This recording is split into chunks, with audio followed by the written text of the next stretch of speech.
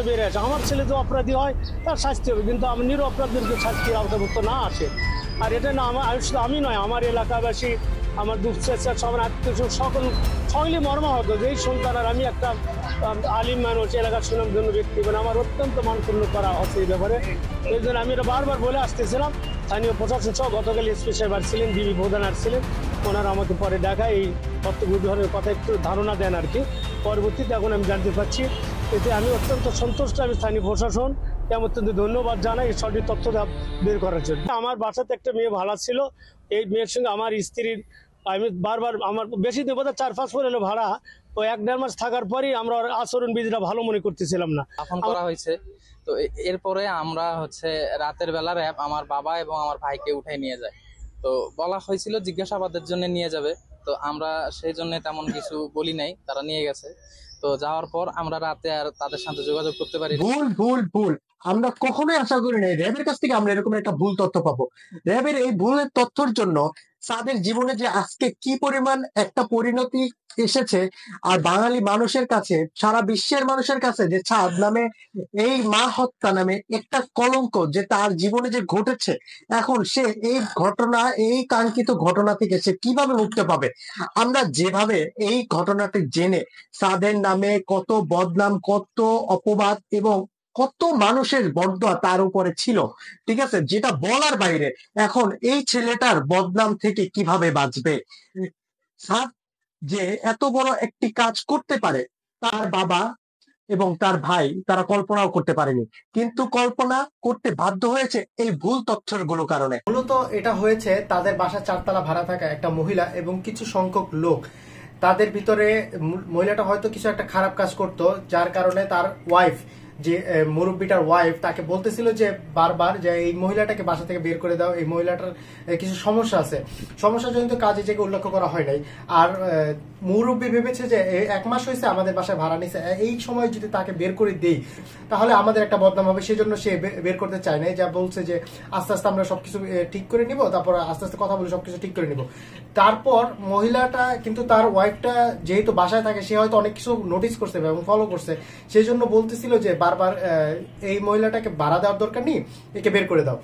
তো ইতিমধ্যে যে এই ঘটনাটা হয়ে যাবে মহিলাটার সাথে, এইটা মহিলাটাও কখনো কল্পনা করতে পারেনি, আর এই ভদ্রলোকটাও কখনো কল্পনা করতে পারেনি। আসলে আদৌ যদি কল্পনা করতে পারতো তারা, তাহলে কিন্তু অবশ্যই আপনিও রাখতেন না এই ভাড়াটিয়াদের বাসায়, আমরাও কিন্তু কেউ ভাড়াটিয়া, এইরকম ভাড়াটিয়া আমরা বাসায় রাখতাম না। কিন্তু যে এত বড় একটা ঘটনা হয়ে যাবে, যাক, আমরা সাদের মার জন্য খুব দুঃখ হতো এবং শোকাহত, এবং সাদের জন্য খুব শোকাহত। আর আমরা সবচেয়ে নিজেদের উপরে খুব দুঃখ প্রকাশ করছি যে আমরা যে কাজটা করছি, এই কাজটার জন্য আমরা নিজেদের ক্ষমা করতে পারবো কিনা। তো সাদের ভাইও বলতেছিল যে আমিও আমার ভাইয়ের উপর বিশ্বাস করতে পারতেছিলাম না। ভিকটিম হিসাবে যখন আমার ভাইয়ের ভিকটিম হিসাবে যখন আমাকে নেওয়া হলো, আর আমার ভাই তখন বলল যে ওর সাদের অবস্থাটা হয়তো আপনারা দেখছেন বিভিন্ন ছবিতে এবং বিভিন্ন ভিডিওতে, সাদের মুখের ভাষা হারায় গেছিল। সে নিজের নির্দোষ প্রমাণ করবে, নাকি তার মায়ের মৃত্যুর শোক পালন করবে, নাকি সে কি করবে? ভাই, একটা মানুষের মানসিক অবস্থাটা সেরকম ভাবে তখন কিরকম থাকে। আমরা তখন ভাই এই জিনিসটা সত্যি কথা ভাই, এইরকমের একটা নিউজ শোনার পর আমাদের নিজেদের মাইন্ডে কাজ করছে, হায় আল্লাহ, হায় হায় হায়, এটা কিভাবে, কি সম্ভব, কিভাবে এর একটা ছেলে, একটা সন্তান কিভাবে একটা মাকে সামান্য কিছু টাকার জন্য এবং এরকমের মেয়েজনিত কিছু সমস্যার জন্য মাকে মেরে ঘরের এই অবস্থা করে এরকমের একটা ফ্রিজের ভিতরে বন্দি করে রাখতে পারে। আমরা ভাই নিজেরাই তো এরকমের অবাক ছিলাম, ঠিক আছে। এখন ছেলেটার সাদের অবস্থাটা তখন সেই মুহূর্তে কিরকমের ছিল, আল্লাহ কখনোই সত্য দাবায় রাখে না। কিন্তু এখন এই যে পুলিশ প্রশাসন এই যে একটা তথ্য দিল, এই তথ্যটার ভিতরে যে তারা বলছে সাদ সম্পূর্ণ নির্দোষ, এটা শিওর হয়েছে তারা। কিন্তু সাদের পরিবর্তে যে এই অপকর্মটা যে পুরোটাই এই মহিলাটা আর তাদের এই ভাড়াটিয়া মহিলা আর এই তাদের কিছু গ্যাংরা মিলে এই কাজটা করেছে, এইটারও কিন্তু ফুল ইনফরমেশন তারা এখনো পর্যন্ত শিওর হয়ে দিতে পারেনি, তাদের ধরে নিয়ে গেছে এখন পর্যন্ত। আমি ইতিমধ্যে আমার এতটা পরিমাণ গিলটি ফিল হতেছিল, যে আমার এতটা পরিমাণ নিজের উপর অপরাধী মনে হতেছিল, যার কারণে আমি এই ভিডিওটা মনে করেন নিউজটা দেখার সাথে সাথেই আমি এই ভিডিওটা তৈরি করার জন্য একদম বসে যাই। আমি কোনো কিছু সেট আপ করিনি, অনলি মোবাইলটা লাগায় আমি আপনাদের সামনে এই ভিডিওটা স্থাপন করতেছি।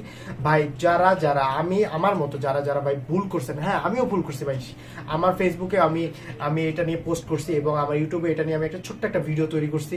তো আমিও ভুল করছি বিদায় আমার নিজেকে অপরাধী মনে হয়েছে, সেই বিদায় আমি ভাই এই ভিডিওটা তাড়াতাড়ি মেক করছি। ভাই যারাই এরকম গিল্টি ফিল করতেছেন এবং তার এই সাদের সম্মানটা ফিরিয়ে নিয়ে আসতে চান, অবশ্যই ভাই যে তারা ভাই পারলে নিজেরা একটা পোস্ট করেন সাদের নামে এবং সবার মাধ্যমে সবার কানের ভিতরে যেন যায়, সেই যোগাযোগের মাধ্যমটা সেই জিনিসটা ভাইরাল করার মাধ্যমটা আপনি একটু মাধ্যমটা করে দেন। যাই হোক, এত বড় ভুল হবে যে বাংলাদেশের প্রশাসনের মাধ্যমে আমরা কেউই কল্পনা করতে পারিনি।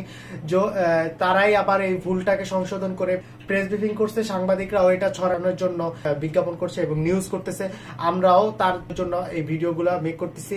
তো ভাই খুবই সাদ ভাই, যদি তো আপনি এই ভিডিওটা দেখেন বা সাদের পরিবার যদি কোনো ভিডিওটা দেখে ভাই, আমি খুবই ক্ষমা দৃষ্টিতে নিজের থেকে ক্ষমা চাচ্ছি আপনাদের কাছে, আর আপনাদের দুঃখ কিভাবে আমি ভাগ করবো আমি কিছু বুঝতে পারতেছি না। আমিও আশা করি আমিও আপনাদের সাথে একই মত, যারা এই হত্যাকাণ্ডের সাথে জড়িত ছিল তাদের সুষ্ঠু বিচার হোক এবং আইন প্রশাসন তারা সবাই এর ন্যায্য একটি বিচার দিবে সাদের পরিবারের জন্য। আল্লাহ হাফেজ, ধন্যবাদ সবাই, সাপোর্ট করবেন, পাশে থাকবেন। আজকের জন্য এতটুকুই, আল্লাহ হাফেজ।